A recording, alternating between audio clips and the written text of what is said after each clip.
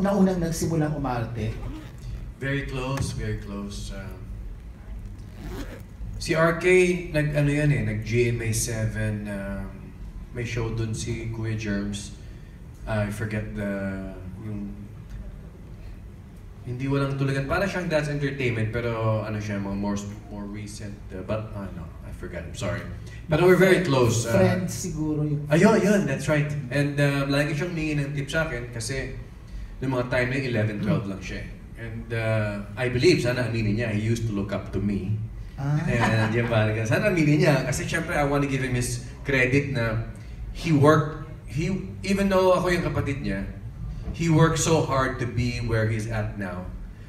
Lagi siyang nag-VVTR sa mga commercials, kahit malayo. I mean, kasi nakasubok siya ng corporate world. Tapos doon niya naisip na talagang ang love niya is for acting. So, during that time na feeling niya na talagang gusto niyang i-pursue yung pagiging actor niya, wala na ako, nasa US ako, talagang full-time. So, he started doing a lot of VTRs, hopefully yun ang stepping stone niya. Konti lang kinikita niya at that time. Tapos may mga dumating na yung pagpasok ng mga indie films. Lagi siya nag-audition for that. Lahat talagang pagsisikap niya.